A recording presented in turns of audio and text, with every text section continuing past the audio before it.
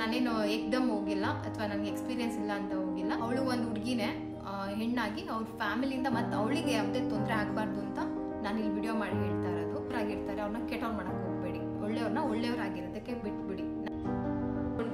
ಬೆಳಗ್ಗೆಯಿಂದ ಅದು ಡ್ರೈ ಆಗ್ಬಿಟ್ಟಿದೆ.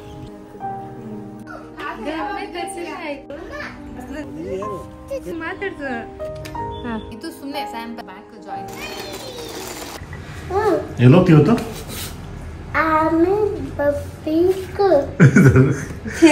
ಸಂಡೇ ಇವತ್ತು ಎಲ್ಲಿಗೋಗೋಣ? ಅಮ್ಮ ಮನೆಗ. ಈಗ ಏನಂದ ಗೊತ್ತಾ, ನಮ್ಮ ಮನೆಯವ್ರು ಎಲ್ಲೋಗ್ತೀವಿ ಪ್ರೀತಾ ಬಂದ್ರೆ ಬಿಗ್ ಬಾಸ್ ಹೋಗ್ತೀವಿ. ಬಿಗ್ ಬಾಸ್ ನೋಡ್ತಾವನೆ. ಸಂಡೇ ಇವತ್ತೇನು ಬ್ರೇಕ್ಫಾಸ್ಟು? ಇವತ್ತು ಮಶ್ರೂಮ್ ಇತ್ತು. ಮಶ್ರೂಮ್ ಅವತ್ತೇ ಮಾಡಬೇಕಾಗಿತ್ತು, ತಗೊಂಡು ಬಂದು ಫ್ರಿಜ್ಜಲ್ಲಿ ಇಟ್ಬಿಟ್ಟಿದ್ನ, ವೇಸ್ಟ್ ಆಗ್ಬಿಡುತ್ತಲ್ಲ ಅಂತ ಹೇಳ್ಬಿಟ್ಟು ಸೊ ಮಶ್ರೂಮ್ ಸ್ವಲ್ಪ ಪಲಾವ್ ಥರ ಮಾಡ್ಕೊಳ್ಳೋಣ ಅಂತ ಹೇಳಿ ಮಾಡ್ತಾ ಇದ್ದೀವಿ. ಇವತ್ತು ಅಮ್ಮ ಮನೆಗೆ ಹೋಗ್ಬೇಕಲ್ಲ, ಅದಕ್ಕೆ ಮಶ್ರೂಮ್ ಪಲಾವ್ ಮಾಡಿಬಿಟ್ಟು ಬೇಗ ಬ್ರೇಕ್ಫಾಸ್ಟ್ ಮಾಡಿಬಿಟ್ಟು ಟೈಮೇ ನೋಡ್ತಾ ಇದ್ದೀನಿ ನಾನು. ಟೈಮ್ ಆಗೋಯ್ತು ಅಂತ. ಅಮ್ಮನ ಮನೆಗೆ ಪಾಪ ನಿನ್ನೆನೇ ಬರ್ತೀನಿ ಅಂತ ಹೇಳಿದೆ. ನಿನ್ನೆ ಶನಿವಾರ ಪ್ರಗತಿಗೆ ರಜಾ ಸಿಗೋದು ಕಮ್ಮಿ, ಒಂದು ಸ್ಯಾಟರ್ಡೆ ಮಾತ್ರ ರಜಾ ಕೊಡ್ತಾರೆ. ಸೊ 2 ದಿನ ರಜಾ ಆಯ್ತಲ್ಲ, ಹೋಗ್ಬಿಡೋಣ ಅಂದ್ಕೊಂಡ್ವಿ. ಮತ್ತೇನೋ ಕೆಲಸ ಬಂತು ಅಂತ ಹಂಗೆ ಸುಮ್ಮನಾದ್ವಿ. ಸರಿ ಇವತ್ತಾದ್ರೂ ಬೇಗ ಹೋಗೋಣ, ಒಂದು ಸಂಜೆ ತನಕ ಟೈಮ್ ಆಗುತ್ತೆ, ಇದ್ಬಿಟ್ಟು ಬರೋಣ ಅಂದ್ಕೊಂಡೆ. ಈಗ ನೋಡ್ರೆ ಟೈಮೇ ಆಗೋಯ್ತು, ಹೋಗೋಕ್ಕಾಗ್ತದೆ. ಸುಮ್ಮನೆ ಪಾಪನ ನೋಡೋಕ್ಕೆ, ಅಕ್ಕನ ನೋಡೋಕ್ಕೆ, ಅಮ್ಮನ ನೋಡೋಕ್ಕೆ, ಬೈರನ್ ನೋಡೋಕ್ಕೆ ಅಷ್ಟೇನಾ? ಆಮೇಲೆ ಇನ್ನೊಬ್ಳು ಬಂಗಾಳಿ, ನಮ್ಮ ಹೆಸರು, ಅವಳನ್ನ ನೋಡೋಕ್ಕೆ, ಎಲ್ಲರನ್ನೂ ನೋಡ್ಕೊಂಬರೋದು. ಇದು ಇಷ್ಟು ಬೇಗ ಮಶ್ರೂಮ್ ಪಲಾವ್ ಮಾಡಿದೆ, ಚೆನ್ನಾಗಾಗಿದೆ. ಪ್ರೀತಮ್ ಬೈಲಿ, ಹುಚ್ಚು ಪ್ರೀತಮ್ ಬೈಲಿ, ಹುಡ್ಗ ನೋಡಿ ಏನದು ಸೌಂಡು, ಏನದು ಹೇಳು, ಇನ್ನೊಂದ್ಸರಿ ಹೇಳು. ಢಮ್ ಅಂತ ಅಲ್ಲ, ಯಾರನ್ನ ಪೊಲೀಸ್ ಅಂತಿದ್ದೆ? ಯಾರು ಪೊಲೀಸು? ಮಾಮ ಪೊಲೀಸ್. ಯಾರ ಮಾಮ?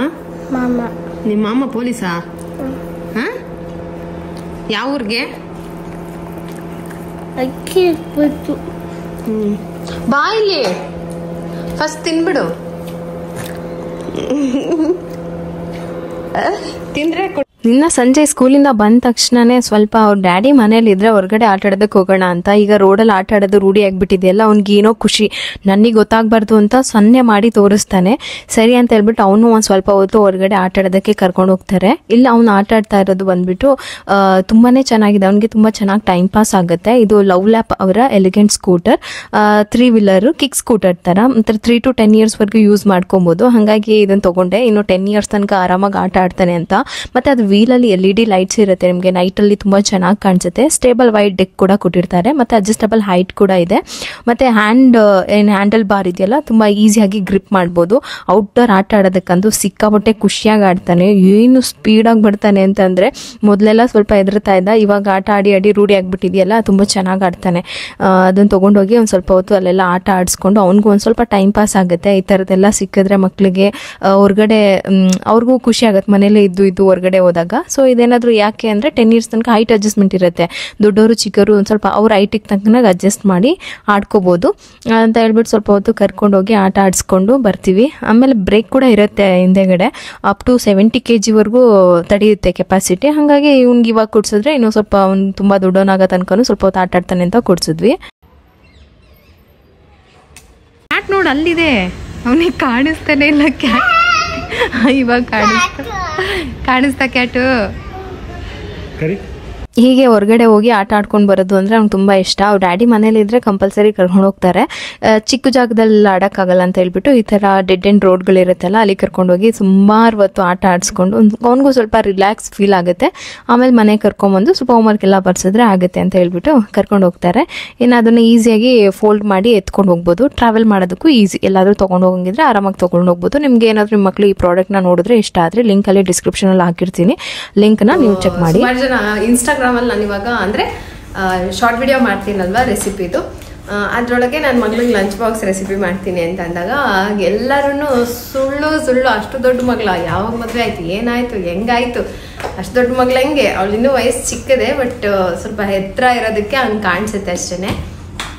ಅದ್ರ ಜೊತೆಗೆ ಇವತ್ತು ನಾನು ನಿಮಗೆ ಒಂದು ಹೊಸ ಮುಖಾನ ಪರಿಚಯ ಮಾಡ್ತೀನಿ. ನನ್ನ ತಂಗಿ.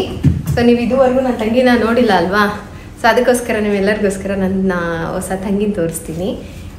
ತಂಗಿಯಪ್ಪ ಬನ್ನಿ ನೋಡಿ, ಇವರು ನಮ್ಮ ಸ್ವಂತ ತಂಗಿ. ನನ್ನ ಹೆಸರು ಪವಿತ್ರ, ಇವ್ರ ಹೆಸರು ಪ್ರಗತಿ. ನಮ್ಮ ತಂಗಿ ಇವರು. ನಮ್ಮ ತಂಗಿಗೆ ಒಂದು ಲೈಕ್ ಕೊಟ್ಬಿಡಿ, ಇಷ್ಟುದ್ದ ಬೇಗ ಬೇಗ ಬೆಳೆದಿರೋದಕ್ಕೆ. ಇವ್ ನನ್ನ ತಮ್ಮ ಬಾರ ಪ್ರೀತಮ್ ಅಂತ. ಪ್ರಗತಿ ಸಾರಿ ಪವಿತ್ರ, ಪ್ರಗತಿ, ಪ್ರೀತಮ್. ನೀವು ನನ್ನ ತಮ್ಮ ನೀನ್ ನನ್ನ ತಮ್ಮ. Okay okay. ಅಕ್ಕ ಅಂತ ಕರಿ ನನ್ನ. ನಾನು ಅಕ್ಕನ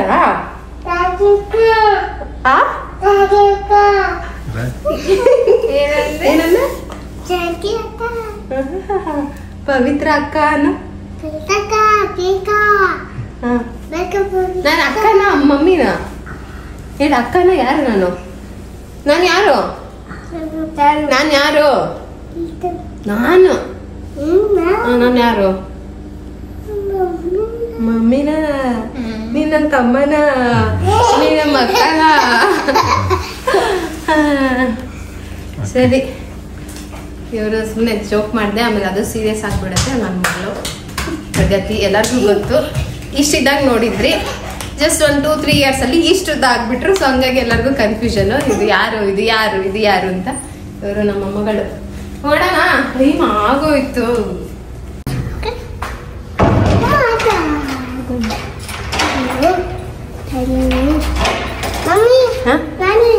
ನಾನ್ ಬರಲ್ಲ. ಯಾಕೆ? ನಡಿ ಒಳಗಡೆ ಹೋಗಿ, ನೀವು ಅವ್ರಿಗೆ ಭಯ ಕ್ಲೋಸ್ ಆಗ್ಬಿಡುತ್ತೆ ಅಂತ. ಅಲ್ಲಿಂದ ಸೀದಾ ಅಮ್ಮನ ಮನೆಗೆ ಹೊರಟ್ವಿ. ಸ್ಯಾಟರ್ಡೆ ಹೇಳಿದ್ನಲ್ಲ ಸಂಡೇ ಹೋಗೋಣ ಅಂತ ಹೇಳ್ಬಿಟ್ಟು, ಸರಿ ಹಾಗೆ ಹೋಗಿ ಮಾತಾಡಿಸ್ಕೊಂಡು ಆಮೇಲೆ ನಾನ್ ವೆಜ್ ಮಾಡಿದ್ದೀವಿ. ನೀನಂತೂ ಮಾಡಲ್ಲ ಮನೇಲಿ, ಬಂದರೆ ಕರ್ಕೊಂಡು ಬಂದರೆ ನಮ್ಮ ಮನೆಯವರಾದರೂ ತಿಂತಾರೆ ಅಂತ ಹೇಳ್ಬಿಟ್ಟು ಕರೆದಿದ್ರು. ಅವ್ರಿಗೂ ಕೂಡ ಊಟ ಮಾಡಬೇಕು ಅಂತ ಅನಿಸುತ್ತೆ. ಸರಿ ಅಂತ ಹೇಳಿ ಹೊರಟ್ರು. ಮನೆಯಲ್ಲೂ ಕೂಡ ಮಾಡಿದ್ವಿ, ಅಂತಂದರೆ ಜಾಸ್ತಿ ಮಾಡೋದಿಲ್ಲ. ನಾನು ತಿನ್ನೋದು ಬಿಟ್ಮೇಲೆ ಮಾಡೋದು ಬಿಟ್ಬಿಟ್ಟಿದ್ದೀನಿ. ಸೊ ಹಾಗಾಗಿ ಅಮ್ಮ ಹೊಡಿತಾ ಎಲ್ಲಿ ತೋರ್ಸು. ಹಂಗ ಹೊಡಿತಾ? ಎಲ್ಲಿ ಹೊಡಿತು? ಯಾಕಮ್ಮ ಅವ್ನ್ ತೆಗದ್ಮೇಲೆ ಹೊಡ್ತಿದ್ ನೀನು? ಹಂಗಂತ ಮಗಿ ತೆಗದ್ಮೇಲೆ ಹೊಡಿತಾರ? ಅದೇನಪ್ಪ.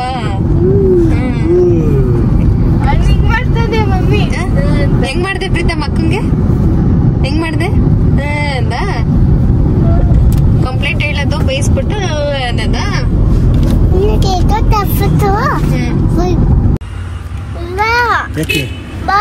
ಕೆಳಗಡೆ ಇಳಿ, ಏನಾಗುತ್ತೆ? ಚಿಚ್ಚ ಎತ್ಕೊ ಹೋಗ್ಲಿ ಪಾಪ. ಚಿಚ್ಚುತ್ತಾ? ಬಾರಿ ಡ್ರಾಮಾ. ನೋಡಿ ಹೆಂಗ್ ಹೋಗ್ತಾನೆ ಇದ್ದಾನೆ ಅವನ. ಅಮ್ಮ ಅಮ್ಮ ಅಮ್ಮ ಅಂತ. ನಡಿ ಅಲ್ಲಿ ಒಳಗಡೆ ಬಿಚ್ಚಿವಂತೆ. ಓಡ್ದ. ಬಟ್ಟೆ ಎಲ್ಲ ಗಲೀಜ್ ಮಾಡ್ಬೇಡ ನೀನು. ಬಿಸಿಲಿಗೆ ನೋಡದ್ನ?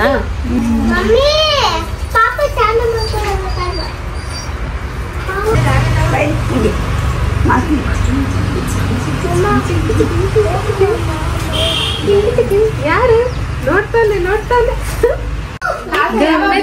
ಆಯ್ತು. ಆಡಿದ್ದು ಈ ದೊಡ್ಡ ಮನ್ಸರು ನೋಡಕ್ ಅಲ್ಲಿಂದ ನಾವ್ ಬರ್ಬೇಕು. ದೊಡ್ಡ ಮನ್ಸ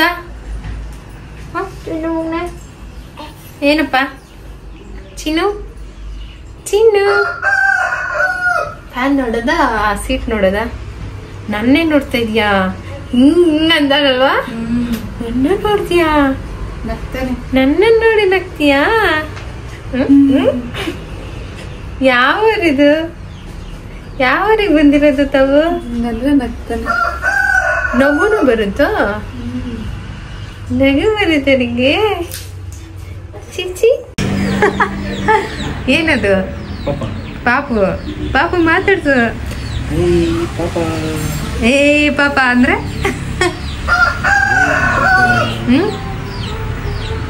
ಮಕ್ಕಳನ್ನ ಮಾತಾಡ್ಸಕ್ ಬರ್ದಲ್ಲ ಇರೋದು ಏಕೈಕ ವ್ಯಕ್ತಿ ನಮ್ಮ ಮನೆಯವರು.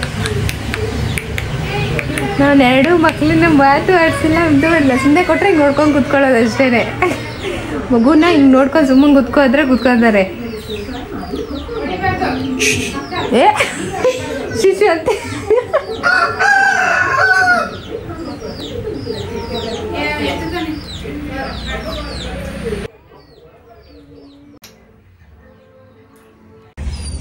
ಸರಿಗ ಮಾಪದನಿಸ ಏನ್ ಮಾಡ್ತಾ ಇದೀಯಾ ಪ್ರೀತಮ್? ಒಜ್ಜೊಜ್ಜೋ ಬಂಗಾರಿ, ಮಣ್ಣನ್ನೇ ಆಟ ಆಡ್ತಾ ಇದ್ದೀರಾ? ನಮ್ಮ ಅಮ್ಮಂಗೆ ಹೋಗಿ ಹೇಳಿದ್ರೆ ಆಡ್ಲಿ ಬಿಡು, ಅಲ್ಲೂ ಆಡಕ್ ಬಿಡಲ್ಲ ಇಲ್ಲೂ ಆಡಕ್ ಬಿಡಲ್ಲ, ಅವ್ರೇನ್ ಮಕ್ಳು ಯಾವಾಗ್ಲೂ ಒಂದೇ ತರ ಸುಮ್ನೆ ಕುತ್ಕೋಬೇಕಾ ಅಂತ ಬೈತಾವ್ರಿ. ಬೈರ ಏನ್ ಮಾಡ್ದ? ಏನ್ ಬೈರ ಸಮಾಚಾರ? ನೋಡಿ ಇವ್ನು ಮಾಡೋ ಸರಿನೇನೋ ಬೈರ. ಅವ್ನು ಹೇಳ್ತಾನೆ ಅವನ್ನ ಮಾತ್ರ ಬಿಟ್ಬಿಟ್ಟಿದ್ದೀರಾ, ನನ್ನ ಯಾಕೆ ಬಿಟ್ಟಿಲ್ಲ ಆಡಕ್ಕೆ ಅಂತ. ಅವನು ಬಿಡ ಮಣ್ಣಲ್ಲಿ ಆಡ್ಲಿ, ನಿಮ್ಮನೇಲಂತೂ ಆಡಕ್ ಬಿಡಲ್ಲ, ಇಲ್ಲಾದ್ರೂ ಆಟ ಆಡ್ಲಿ ಅಂತ ಹೇಳ್ಬಿಟ್ಟು ನಮ್ಮಮ್ಮ ಬಿಟ್ರೆ ಬಾಯಿಲ್ ನೋಡಿ ನಿನ್ ಮಗ ಏನ್ ಮಾಡ್ತಾವನೆ ಅಂತ ತೋರಿಸ್ತೀನಿ ನೋಡಿ.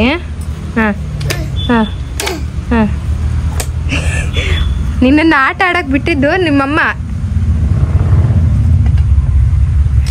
ಕೈ ಕೈ ಕೈ ಕಟ್ಟಾಗುತ್ತೆ. ಕೈ ಕಟ್ಟಾಗಲ್ವಾ? ನಿನಗೆ ಗೊತ್ತಾ ಅದು ಕುಡ್ಲು? ಆ ಕುಡ್ಲು ತಗೊಂಡು ನಂಗೆ ಹೊಡಿತಾ ಇದೆಯಲ್ಲ. ಕಾಯಿ ಸಾಂಬಾರ್ ಹೆಂಗ್ ಮಾಡೋದು ಆ ಕಾಯಲ್ಲಿ?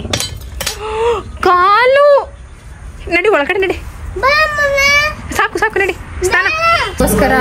ನನಗೆ ಪ್ರಗತಿಗೋಸ್ಕರ ಮೊಟ್ಟೆ ಸಾಂಬಾರು ಮಾಡಿದ್ರು. ನನ್ನ ಹಸ್ಬೆಂಡ್ ಮತ್ತು ಅಕ್ಕ ಇದ್ದಾರಲ್ಲ ನಮ್ಮ ಕಡೆ ಬಾಣಂತಿಗೆಲ್ಲ ಸ್ವಲ್ಪ ಕೋಳಿ ಸಾಂಬಾರೆಲ್ಲ ಮಾಡ್ತಾರೆ, ಅದನ್ನು ಮಾಡಿದ್ರು. ಊಟ ಆಯಿತು, ಪ್ಯಾಕಿಂಗ್ ಆಯಿತು, ಈಗ ಮನೆಗೆ ಹೊರಡೋದೆ. ಆಮೇಲೆ ಇನ್ನೊಂದೇನೋ ಕೇಳಬೇಕು ಅಮ್ಮನ್ನ, ಕೇಳ್ತೀನಿ ನೋಡಿ. ಏನೋ ಬೈರಾ ಅವ್ನು ಕಾಲೇ ತಿಂತಾನೆ. ಇವನ್ನ ಹೆಂಗೆ ಸುಧಾರಿಸ್ಬೇಕು ಅಂದ್ರೆ ಕಷ್ಟ. ಇಲ್ಲಿ ಗೊಂಬೆ ಹಾಕ್ತಾನೆ, ಅಲ್ಲೋಗಿ ಟಿ ವಿ ನೋಡ್ತಾನೆ. ಏನು ಮಾಡ್ತಿದ್ದೆ ಅಮ್ಮ? ನಮ್ಮ ಮನೆಯವ್ರಿಗೋಸ್ಕರ ಟೀ ಇವಾಗ ಹೊರಡ್ತಾ ಇದೀವಲ್ಲ, ಅದಕ್ಕೆ ಟೀ ಗಿಟ್ಟವ್ರೆ. ಟೀ ಕುಡ್ಕೊಂಡು ಹೋಗೋದು. ನಮ್ಮ ಹುಡುಗಿ ಯಾಕೋ ನಿದ್ದೆ ಹೊಡಿತಾ ಅವ್ರೆ. ಚೆನ್ನಾಗಿ ನಿದ್ದೆ ಬಂದಿದೆ. ಅವನು ಮಲಗಿದಾನೆ. ಏನು ಮಾಡಿ ಅಮ್ಮ ಬೈರ ಕೋಳಿನ ಆಟ ಆಡಿಸ್ತಾವನೆ.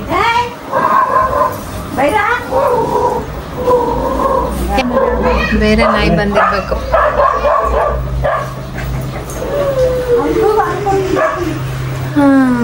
ಬ್ರೆಡ್ ಯಾರು ತಂದಿದ್ರು? ಪ್ರೀತಮ್ಗ ಹಾಲು. ಚಿನ್ನ ಹಾಲು ಕುಡಿ ಬಾರು. ಹಾಲು ಹೋಗ್ಬೇಕಾರೆ ಬಿಡಿಸ್ಕೊಂಡು ಹೋಗೋದು. ನಮ್ಮ ಮೊಮ್ಮಕ್ಳಾದ್ರಮ್ಮ? 4 ಮಕ್ಕಳಾದ್ರು. ಅದ್ರೊಳಗೆ 3 ಗಂಡು ಒಂದೇ ಹೆಣ್ಣು. ನಮ್ಮಮ್ಮ ಹಂಗೆ 2 ಹೆಣ್ಮಕ್ಳು. ನನ್ಗೆ ಜಾಸ್ತಿ ಹೆಣ್ಮಕ್ಳು ಹುಟ್ಬಿಟ್ಟಲ್ಲ, ಆದ್ರೆ ಇವಾಗ ಮನೆ ತುಂಬಾ ಗಂಡ್ಮಕ್ಳು.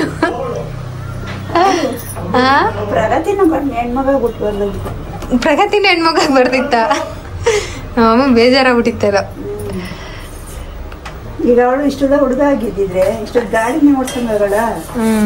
ಓಡಿಸ್ತಾಳೆ. ಇವಾಗೇನು ಹೆಣ್ಮಕ್ಳೆಲ್ಲ ಓಡಿಸಲ್ವಾ? ಕಾರೇ ಓಡಿಸ್ತಾರೆ, ಹೆಲಿಕಾಪ್ಟರ್ ಓಡಿಸ್ತಾರೆ, ಜೆಟ್ ಓಡಿಸ್ತಾರೆ. ನಮಗ್ ಭಯ ಹೆಣ್ಮಕ್ಳು ಏನನ್ನ ಆದ್ರೆ ಕಾಲು ಕೈ ಸೊಟ್ಟ ಮಾಡ್ಕೊಂಡ್ರೆ ಮುಂದೆ ಹೆಣ್ಣು ತಗೊಂಡೋಗಾರಲ್ಲ. ಕಾಲು ಸೊಟ್ಟು ಕೈ ಸೊಟ್ಟು ಅಂತಾರಲ್ಲ, ಹಂಗಂತಾರ. ಅದಕ್ಕಾದ್ರೂ ಹುಷಾರಾಗಿ ನೋಡ್ಕೊಬೇಕಲ್ಲ. ಮನೆ ತುಂಬಾ ಇವಾಗ ಗಂಡ್ಮಕ್ಳೆ. ನಾವು 3 ಜನ ಹೆಣ್ಮಕ್ಳು ಬಿಟ್ರೆ ನಮ್ಮ ಮನೇಲಿ ಇರೋರೆಲ್ಲ ಗಂಡ್ಮಕ್ಳೆ. ಅವಾಗ ನಮ್ಮನೇಲಿ ನಮ್ಮಪ್ಪ ನನ್ನ ತಮ್ಮ ಇಬ್ರೇ ಗಂಡ್ಮಕ್ಳು, ನಾವು 3 ಜನ ಹೆಣ್ಮಕ್ಳು. ಮನೆ ತುಂಬಾ ಹೆಣ್ಮಕ್ಳೆ ಅಂತ ನಮ್ಮಮ್ಮಂಗೆ. ಈಗ ನೋಡಿ ಕಾಲ ಹೆಂಗ್ ಬದ್ಲಾಯ್ತು ಅಂತ. ಮನೆ ತುಂಬಾ ಗಂಡ್ಮಕ್ಳು. ಮಲ್ಗನಲ್ಲೊಬ್ಬ ವೀರ ಚಿಕ್ಕುಮಾರ. ಇವ್ರದೆಲ್ಲ ಆಯ್ತು. ಈಗ ಇನ್ನೊಬ್ರು ಸರ್ವಿಸ್ ಮಾಡಿತಾವ್ರಿ. ಸರ್ವಿಸ್ ಚಿಕ್ಕ ಮನೇಲಿ ಇಷ್ಟು ಜನನು ಹೆಂಗೋ ಬೆಳ್ಕೊಂಬಿಟ್ರು. ನಮ್ಮಮ್ಮ ಊಹೆನೂ ಮಾಡಿರ್ಲಿಲ್ಲ. ಮಾಡ್ಬೇಕಾ?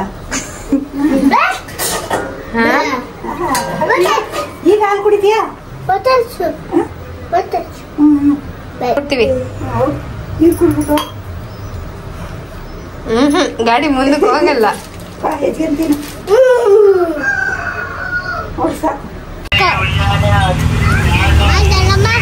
ಏನಪ್ಪ? ಕೈ ತೆಗಿ ನೀನು. ನನಗೆ ಗೊತ್ತು ಕ್ಲೋಸ್ ಓಪನ್ ಮಾಡೋದು. ಬಾಯ್ ಬಾಯ್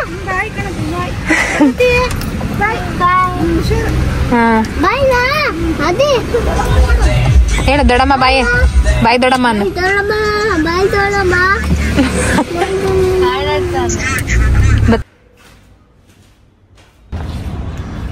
ಬೇಗ ಎತ್ಕೊಬೇಕಾಯ್ತು, ಎಲ್ಲ ಸೀದೋಗ್ಬಿಟ್ಟಿದ್ದಾವೆ ಬಟ್ಟೆ ಎಲ್ಲ. ಹಾಯ್ ಆಲ್, ನಿನ್ನೆ ಅಮ್ಮನ ಮನೆಯಿಂದ ಬಂದು ಇವಾಗ ವ್ಲಾಗ್ನ ಕಂಟಿನ್ಯೂ ಮಾಡ್ತಾ ಇದ್ದೀನಿ. ಅಷ್ಟೇ ಬಟ್ಟೆ ಎತ್ಕೊಂಬಂದಾಯ್ತು. ಊರಿಂದ ರಾಗಿ ತೆನೆ ತಗೊಂಬ ಅಂತ ಹೇಳಿದ್ವಿ. ಇವಾಗ ಸೀಸನ್ ಅಲ್ವಾ, ರಾಗಿ ಸಿಗುತ್ತೆ, ತಿನ್ಬೇಕಂತ ಆಸೆ. ನನ್ನ ಮಗಳಿಗೆ ಲಾಸ್ಟ್ ಇಯರ್ ಏನೋ ತಗೊಂಡು ಬಂದು ಮಾಡಿಕೊಟ್ಟಿದ್ದೆ. ಮಮ್ಮಿ ನನ್ನ ಫೇವ್ರೆಟ್ ಮಮ್ಮಿ ಅಂತ ಹೇಳಿ ಅದೇನು ಮಾಡೋದ್ರಿಂದ ಗೊತ್ತಿಲ್ಲ, ಸ್ವಲ್ಪ ಬಲ್ತಿರೋ ತೊಗೊಂಡು ಬಂದ್ಬಿಟ್ಟಿದ್ರು. ಬಲ್ತಿರೋ ತಿನ್ನೋಕ್ಕಾಗಲ್ಲ, ಎಳೆದು ಮತ್ತು ಅವಾಗಿತ್ತು ಅವಾಗಲೇ ಸುಟ್ಬಿಟ್ರೆ. ಇಲ್ಲ ಆಕ್ಚುಲಿ ಏನಾದ್ರು ಗೊತ್ತಾಯ್ತು, ನಾನು ಹೇಳಿದ್ನ ಫಸ್ಟೇ ಕಿತ್ತಿಕ್ಕಿದ್ರಾ, ಅದು ಸ್ವಲ್ಪ ಕಿತ್ತಿಕ್ಕಿದ್ರೆ ಏನು ಮಾಡೋದು ಫುಲ್ ಡ್ರೈ ಆಗ್ಬಿಡ್ತದೆ ಜಲ್ದಿ.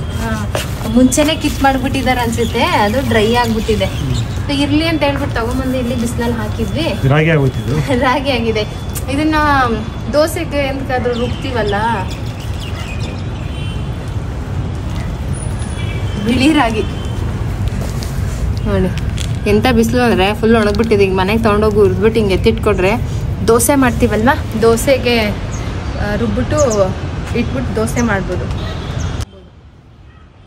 ಇದು ಮಣ್ಣು ಬರಲ್ಲ, ಫುಲ್ ತೆನೆ ತರ ಫುಲ್ಲು ಒಣಗಿದೆ.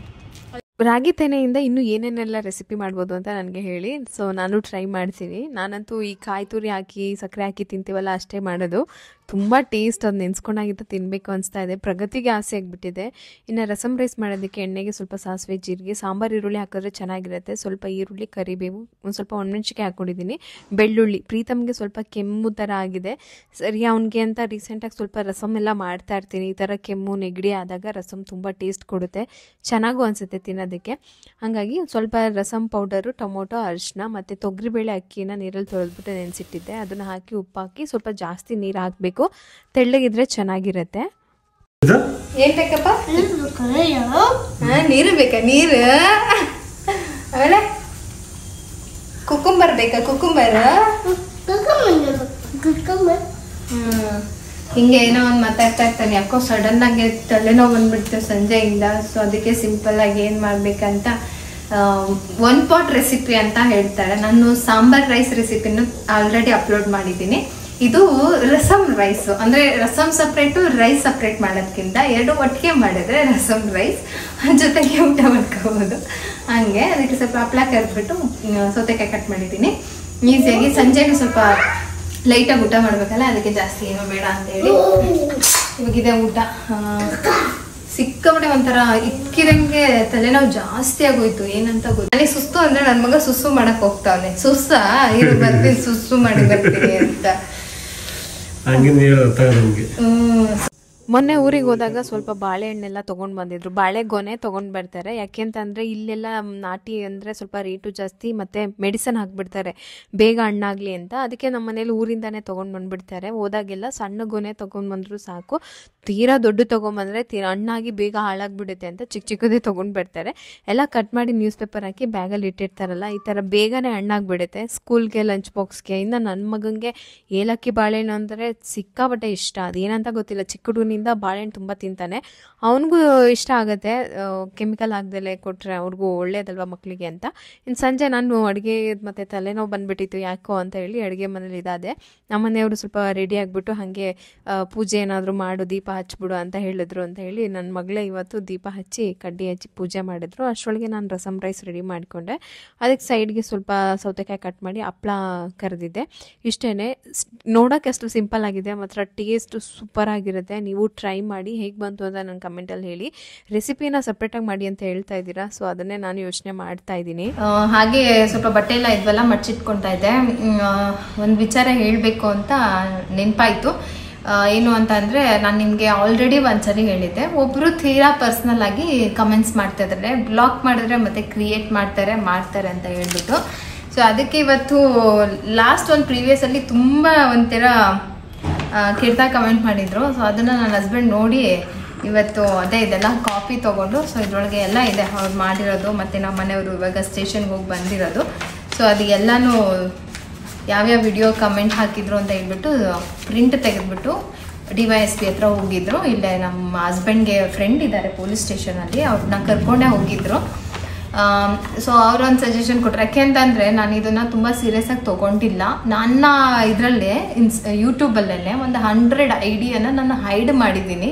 ಅವರು ನನ್ನ ಯೂಟ್ಯೂಬ್ ಚಾನಲ್ ಬಗ್ಗೆನೋ ಅಥವಾ ಮೇಕಪ್ ಜಾಸ್ತಿ ಆಯಿತು, ಓವರ್ ಆಗಾಡ್ತೀಯಾ, ಮೇಕಪ್ ರಾಣಿ, ಡವ್ ರಾಣಿ, ಮಗುಗೊಂಥರ ಮಗಳಿಗೊಂಥರ ಈ ಥರ ನೆಗೆಟಿವ್ ಆಗಿ ಮಾತಾಡಿರೋರು ತುಂಬ ಜನ ಇದ್ದಾರೆ. ಸೊ ಬೇಡ ಆಯಿತು, ಅವ್ರಿಗೇನೋ ನಾವು ಇಷ್ಟ ಆಗಿಲ್ಲ, ನಮ್ಮ ಕ್ಯಾರೆಕ್ಟ್ರು ಎಲ್ಲರಿಗೂ 100% 5 ವೇಳೆ ಸಮ ಇಲ್ಲ, 50 ಜನ ಚೆನ್ನಾಗಿರ್ತಾರ ಅಂತ ಹೇಳ್ಬಿಟ್ಟು ನಾನು ಎಲ್ಲರನ್ನೂ ಬ್ಲಾಕ್ ಮಾಡ್ತಾನೆ ಬಂದಿದ್ದೆ. ನಾನೇನು ಸೀರಿಯಸ್ ಆಗಿ ತೊಗೊಂಡಿರಲಿಲ್ಲ. ಬಟ್ ಪ್ರಗತಿ ಫಂಕ್ಷನ್ ಯಾವಾಗ ಆಯ್ತಲ್ಲ, ಅದಕ್ಕೂ ಮುಂಚೆಯಿಂದ ಮಾಡಿದ್ರೇನೋ ನಾನು ಅಷ್ಟು ಅಬ್ಸರ್ವ್ ಮಾಡಿಲ್ಲ. ಫಂಕ್ಷನಿಂದ ತುಂಬ ತೀರಾ ಪರ್ಸ್ನಲಾಗಿ ನನ್ನ ಮಗಳ ಬಗ್ಗೆ ಕೆಟ್ಟದಾಗಿ ಮಾಡಿದರು. ಅದು ಏನೇನು ಅಂತ ನಾನು ನಿಮಗೆ ಹೇಳೋಕ್ಕಾಗಲ್ಲ. ಆಮೇಲೆ ಪ್ರೀತಮ್ಗೆ ಒಂದು ಕೆಟ್ಟದಾಗಿ ಹಾಕಿದ್ರು. ಮತ್ತು ನನಗೂ ನನ್ನ ಹಸ್ಬೆಂಡ್ ಜೊತೆ ಯಾವುದಾದ್ರೂ ಚೆನ್ನಾಗಿರೋ ವಿಡಿಯೋ ಹಾಕಿದ್ರೆ ಸಾಕು, ಅಲ್ಲಿ ಬಂದು ಫುಲ್ಲು ಕೆಟ್ಟದಾಗಿ ಕಮೆಂಟ್ ಹಾಕೋದು. ಆಮೇಲೆ ಅಂದರೆ ತೀರಾ ಪರ್ಸ್ನಲಾಗಿ, ಅಂದರೆ ನಮ್ಮ ಅತ್ತೆ ಮನೆ ಕಡೆ ಹಿಂಗೆ ಹಾಗೆ ಅಂದರೆ ಎಲ್ಲ ತಿಳಿದಿರೋರ ಥರ, ಗೊತ್ತಿರೋರ ಥರ, ನಮ್ಗೆ ತುಂಬ ಹತ್ರದಿಂದ ನಮ್ಮನ್ನು ನೋಡಿರೋರ ಥರ ಅವ್ರ ಕಮೆಂಟ್ ನೋಡಿದ್ರೆ ನಮಗೆ ಗೊತ್ತಾಗುತ್ತೆ. ಅಂದರೆ ಇವರು ಯಾರೋ ಗೊತ್ತಿರೋ ಪರ್ಸನ್ನೇ ಇರಬೇಕು ಅಂತ ನನ್ನ ಹಸ್ಬೆಂಡ್ ಕೂಡ ಹಂಗೆ ಅಂದ್ಕೊಂಡ್ರು, ನಾವು ಹಂಗೆ ಅಂದ್ಕೊಂಡು ಇವತ್ತು ಹೋದ್ರು. ನಾನು ಹೇಳಿದೆ ಬೇಡ, ಇದು ಒಂದ್ಸರಿ ನಾವು ಯೂಟ್ಯೂಬಲ್ಲಿ ಡೈರೆಕ್ಟಾಗಿ ನಾನು ಇದನ್ನು ಸ್ಕ್ರೀನ್ ಶಾಟಲ್ಲಿ ಹಾಕ್ತೀನಿ. ಇದೊಂದು ತುಂಬ ಇದಿದೆ, ಬಟ್ ಬೇಡ ಬಿಡೋದ್ರೆ ತುಂಬ ಕೆಟ್ಟಾಗಿದೆ.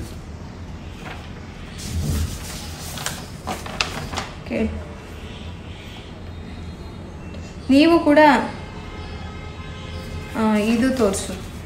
ಸೊ ಇದು ತೋರಿಸು. ಇದರಲ್ಲೇ ನಾವು ಕೆಲವೊಬ್ಬರು ಲ್ಯಾಂಗ್ವೇಜ್ ಸರಿ ಮಾಡ್ಕೊಳ್ಳಿ ಅಂತ ಹೇಳ್ಬಿಟ್ಟು ಒಂದ್ಸರಿ ನೀವೆಲ್ಲ ಕಮೆಂಟ್ ಹಾಕಿದ್ರಿ ಅವ್ರಿಗೆ, ಯಾಕೆ ಇಷ್ಟು ಕೆಟ್ಟದಾಗೆ ಮಾತಾಡ್ತಿದ್ದೀರಾ. ಇದು ಸುಮ್ಮನೆ ಸ್ಯಾಂಪಲ್ಲು, ಇದಕ್ಕಿಂತ ಹೊಸ್ದಾಗಿ ಬಂದಿದ್ದು ಈ ಸರಿ ಕಮೆಂಟು. ಯಾರೋ ಗೊತ್ತಿರೋರೆ ಜಾಯಿಂಡು ನಿಮ್ಗೆ ಗೊತ್ತಾಗ್ಬೋದು. ಇದು 1 ಮಂತ್ ಬ್ಯಾಕ್ ಜಾಯಿನ್ ಆಗಿರೋದು. 1 ಮಂತ್ ಬ್ಯಾಕ್ ಈ ಐಡಿನ ಕ್ರಿಯೇಟ್ ಮಾಡಿರೋದು. ಜಾಯಿನ್ 1 ಮಂತ್ ಆಗೋ ಬ್ಲಾಕ್ ಮಾಡಿದ್ರೆ ಜಸ್ಟು ಈ ಎಲ್ಲ ಯಾಕೆ ಡೌಟ್ ಬಂತು ಅಂದರೆ ಅದು ಜಸ್ಟ್ ರೀಸೆಂಟಾಗಿ ಕ್ರಿಯೇಟ್ ಆಗಿರುತ್ತೆ ಅಕೌಂಟು. ಸೊ ನಾವು ಸೋಷಿಯಲ್ ಮೀಡಿಯಾದಲ್ಲಿ ಇದ್ದೀವಿ ಅಂತ ಅಂದಮೇಲೆ ಎಲ್ಲರನ್ನೂ ಮೆಚ್ಚೋಕ್ಕಾಗಲ್ಲ ಅಂತ ನಮಗೂ ಗೊತ್ತು. ಹಾಗಾಗಿ ನಾನೇನು ಮಾಡಿದೆ, ಇಗ್ನೋರ್ ಮಾಡಿದೆ. ಇವತ್ತು ನನ್ನ ಹಸ್ಬೆಂಡ್ಗೆ ಹೇಳಿದೆ, ಬೇಡ ನೋಡೋಣ ನಾವು ಒಂದ್ಸರಿ ಯೂಟ್ಯೂಬಲ್ಲಿ ಹೇಳೋಣ, ಇದೇ ಐಡಿಯಿಂದ ಈ ಥರ ಬರ್ತಾ ಇದೆ, ಸೊ ಸ್ಟಾಪ್ ಮಾಡೋಕ್ಕೆ ಅಂತ ವಾರ್ನಿಂಗ್ ಥರ ಹೇಳೋಣ ಅಂತ. ಅವರು ನಾನು ಆಲ್ರೆಡಿ ಹೇಳಿದ್ದೇನೆ, ನಾನು ಕಂಪ್ಲೇಂಟ್ ಕೊಡ್ತೀನಿ, ಈ ಥರ ಏನಾದರೂ ಜಾಸ್ತಿ ಮತ್ತೆ ಮಾಡಿದ್ರೆ ಇದು ಸರಿ ಹೋಗ್ತಾ ಇಲ್ಲ ಅಂತ ಅವರಿಗೆ ಹೇಳಿದ್ದೀನಿ. ಆದರೂ ಮತ್ತೆ ಮಾಡಿದರು. ಸೊ ಅದಕ್ಕೆ ನೀನು ಆಲ್ರೆಡಿ ಹೇಳಿದ್ರು ಮಾಡ್ತಾ ಇದೆಯಾ ಅಂದರೆ ಅವರು ಸ್ಟಾಪ್ ಮಾಡಲ್ಲ. ನೀನು ಇವಾಗ ಬ್ಲಾಕ್ ಮಾಡಿದ್ರೆ ಮತ್ತೊಂದು ಐಡಿ ಕ್ರಿಯೇಟ್ ಮಾಡ್ತಾರೆ, ಮತ್ತೆ ಮಾಡ್ತಾನೆ ಇರ್ತಾರೆ. ಏನು ಸಮಸ್ಯೆ ಅಂತ ಅಟ್ಲೀಸ್ಟ್ ಅವ್ರು ಯಾರು ಅಂತ ಗೊತ್ತಾದರೆ ಡೈರೆಕ್ಟಾಗಿ ಮಾತಾಡೋಣ ಆಯಿತು ಅಂತ ಹೇಳ್ಬಿಟ್ಟು ಇವತ್ತು ಹೋಗಿದ್ರು.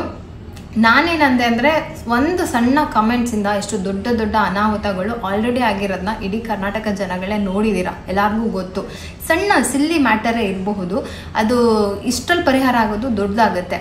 ಅದರಿಂದ ಒಬ್ರಿಗೆ ಎಫರ್ಟ್ ಆಗಲ್ಲ. ಈಗ ಹುಡುಗನೋ ಗೊತ್ತಿಲ್ಲ, ಹುಡುಗಿ ಆಗಿದ್ರೆ ಮದುವೆ ಆಗಿದ್ರೆ ಗಂಡನಾದರೂ ಕರೆಸ್ತಾರೆ, ಮದುವೆ ಆಗಿಲ್ಲ ಅಂದರೆ ಅಪ್ಪ ಅಮ್ಮನಾದರೂ ಕರೆಸ್ತಾರೆ.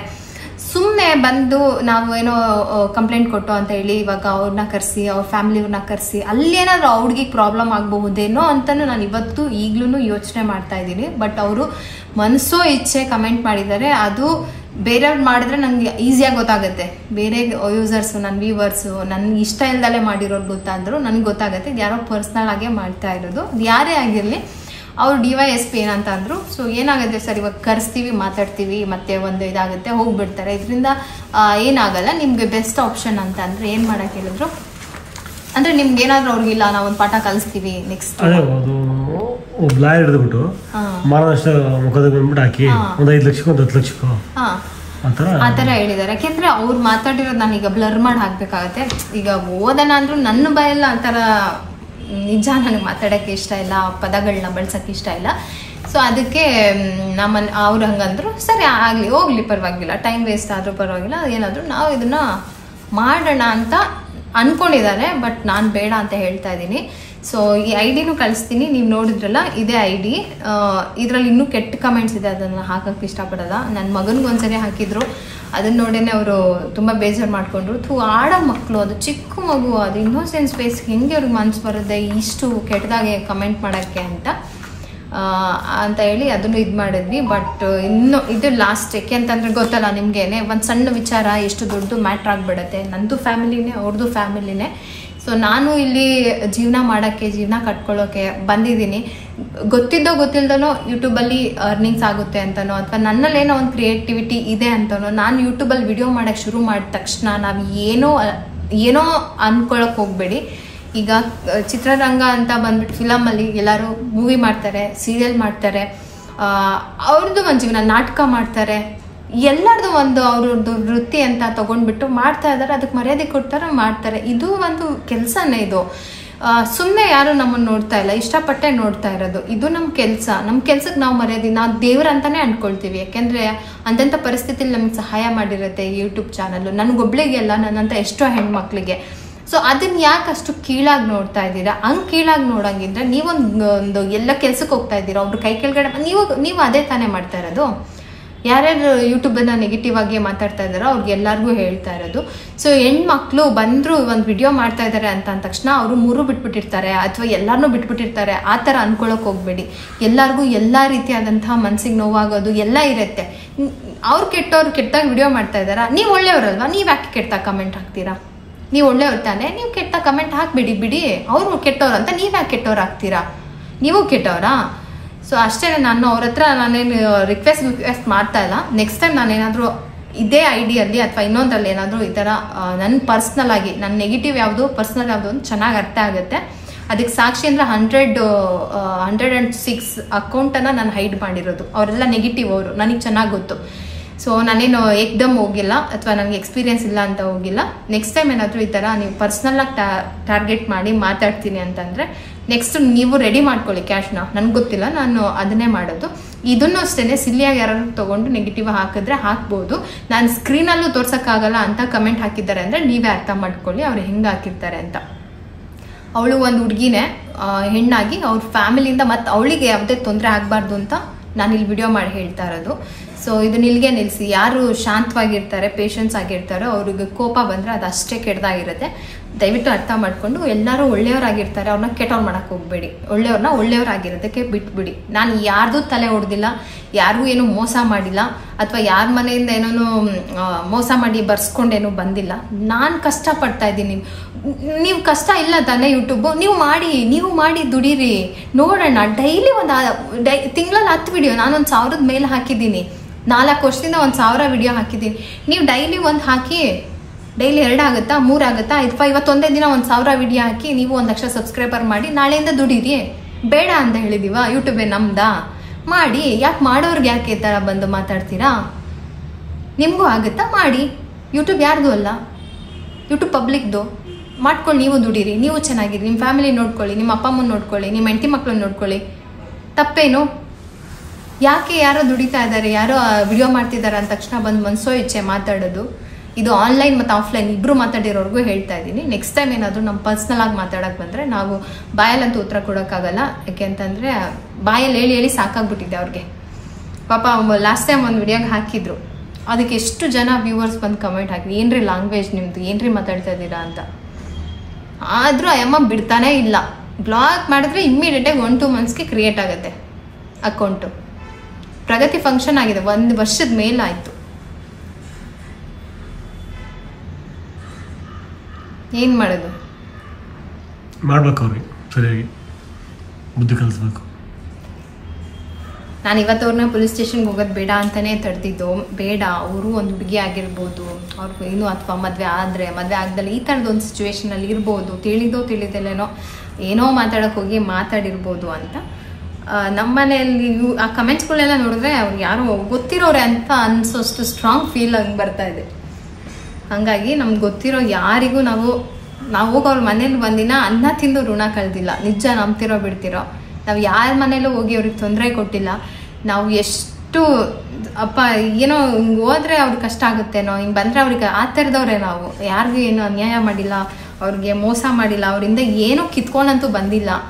ಅವ್ರು ದುಡ್ದಿರೋದ್ರಲ್ಲಿ, ನಾವು ದುಡ್ದಿರೋದ್ರಲ್ಲಿ ನಮ್ಮ ಮಕ್ಕಳು ನಾವು ಚೆನ್ನಾಗಿದ್ದೀವಿ ಅಷ್ಟೇ. ಯಾರ ಹತ್ರ ಏನು ಇಸ್ಕೊಂಡಿಲ್ಲ ನಾವು. ಅಂದರೆ ಅವ್ರ ಕಣ್ಣಲ್ಲಿ ನೀರು ಹಾಕ್ಸಿ ಕಿತ್ಕೊಂಡ್ಬಂದಿಲ್ಲ. ಆ ಥರದ ನಮ್ಮ ರಿಲೇಷನ್ವ್ರಿಗೂ ನಾವು ಯಾರಿಗೂ ಏನೂ ಮಾಡಿಲ್ಲ. ಯಾಕೆ ಇಷ್ಟು ಇದು ಮಾಡ್ತಾ ಇದ್ದಾರೆ ಅಂತ ನಂಗೆ ಅರ್ಥ ಆಗ್ತಾ ಇಲ್ಲ. ಅಥವಾ ಇದಕ್ಕೆ ಇವ್ರೇನು ಮಾಡೋಕ್ಕಾಗಲ್ಲ, ನಾನು ID ಕ್ರಿಯೇಟ್ ಮಾಡಿ ಇವಾಗೊಂದು ಮತ್ತೊಂದು ಯಾವಾಗ ಬೇಕಾದರೂ ಒಂದೊಂದು ಕಮೆಂಟ್ ಹಾಕಿ ಅವ್ರಿಗೆ ಹಿಂಗೆ ಮನ್ಸಿಗೆ ನೋವು ಮಾಡಿ ಅವ್ರಿಗೆ ವಿಡಿಯೋ ಮಾಡ್ದಾಗ ಮಾಡ್ಬೋದು, ಆ ಥರ ಏನಾದರೂ ಇದ್ರೆ ದಯವಿಟ್ಟು ಮನಸ್ಸಿಂದ ತೆಗೆದುಬಿಡಿ. ಅದೆಲ್ಲ ಮಾಡೋಕ್ಕಾಗಲ್ಲ. ನೀವೆಲ್ಲೇ ಇದ್ರೂ ಒಂದು ಈ ಥರ ಮಾಡಿದರೆ ನಿಮ್ಮನ್ನು ಕಂಡುಹಿಡಿತಾರೆ.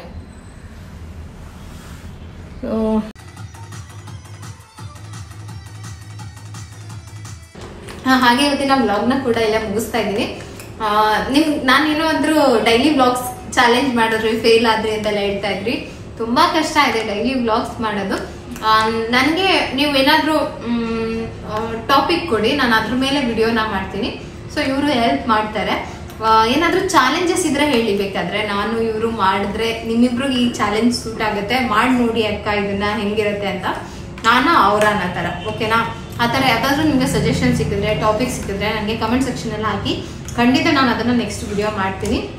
ಹಾಗೆ ವಿಳ್ಯದೆಲೆ ಯಾರಿಗೆಲ್ಲ ಚಿಕ್ಕ ವಯಸ್ಸಿಗೆ ರೂಢಿ ಆಗಿದ್ದೆ, ಅಜ್ಜಿ ಕಡೆಯಿಂದ ರೂಢಿ ಆಗಿದೆ, ಅವರು ನನಗೆ ಕಮೆಂಟ್ ಸೆಕ್ಷನಲ್ಲಿ ಹೇಳಿ, ಓಕೆನಾ? ಸೊ ಇವತ್ತಿನ ವ್ಲಾಗ್ನ ಇಲ್ಲೇ ಎಂಡ್ ಮಾಡ್ತಾ ಇದ್ದೀನಿ. ವ್ಲಾಗ್ ಇಷ್ಟ ಆದರೆ ಪ್ಲೀಸ್ ಲೈಕ್ ಮಾಡಿ. ನೆಕ್ಸ್ಟ್ ನಾನು ವ್ಲಾಗ್ ಮಾಡೋದಕ್ಕೆ ನನಗೊಂದು ಮೋಟಿವೇಶನ್. ಸೊ ಜಾಸ್ತಿ ಲೈಕ್ಸ್ ಬಂದಷ್ಟು ನನಗೆ ಜಾಸ್ತಿ ಎನರ್ಜಿ ಬರುತ್ತೆ. ಸೊ ಹಾಗಾಗಿ ಲೈಕ್ಸ್ ಮಾಡಿ, ನಿಮ್ಮ ಅನಿಸಿಕೆನ ಕಮೆಂಟ್ಸಲ್ಲಿ ತಿಳಿಸಿ. ಸಿಗ್ತೀನಿ ನೆಕ್ಸ್ಟ್ ವ್ಲಾಗಲ್ಲಿ. ಎಲ್ಲರಿಗೂ ಟೇಕ್ ಕೇರ್.